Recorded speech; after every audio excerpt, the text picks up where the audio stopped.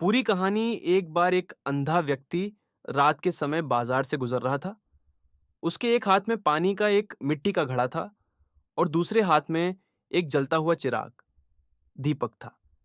शहर का एक मूर्ख और घमंडी व्यक्ति, जिसे अपनी आंखों की रोशनी पर बहुत अहंकार था, उस अंधे को देखकर रुक गया और उसका मजाक उड़ाने लगा। उसने ताना मारते हुए कहा, अरे नादान, दिन में तो चिराग की जरूरत नहीं होती, लेकिन तुम तो अंधे हो। तुम्हारे लिए तो रात और दिन बराबर है। अगर यह रोशनी तुम्हारी आंखों की रोशनी वापस नहीं ला सकती, तो इसे साथ लेकर चलने की आखिर क्या जरूरत है? अपना समय क्यों बर्बाद कर रहे हो? अंधे व्यक्ति ने बड़े धैर्य और नरमी से उसकी बात सुनी। उसने जवाब दिया, ऐ मेरे दोस्त, शायद आप नहीं जानते कि यह चिराग मेरे लिए नहीं है, बल्कि आप जैसे आंखों वाले लोगों के लिए है जो घमंड में रहते हुए दूसरों पर ध्यान नहीं देते। मैं यह चिराग इसलिए साथ रखता हूं ताकि आप मुझे रोशनी में देख लें और तेजी से चलते हुए मुझसे या मेरे घड़े से टकराने से बच सकें।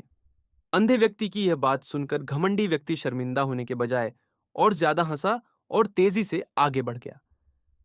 मगर अभी वह कुछ कदम ही चला था कि उसने अंधे व्यक्ति की तरफ ध्यान नहीं दिया और आगे बढ़ते हुए सीधे उसके हाथ में मौजूद घड़े से टकरा गया।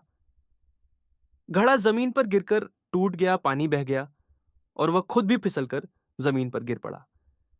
तब उसे अपनी नादानी और अंधे व्यक्ति की बुद्धिमानी का एहसास हुआ कि वह चिराग ही अपनी सुविधा के लिए नहीं, बल्कि दरअसल दूसरों को सावधान करने के लिए साथ लिए फिर रहा था। कहानी का सार यह है कि सच्ची दृष्टि आंखों की नहीं, बल्कि अक्ल और दिल की होती है।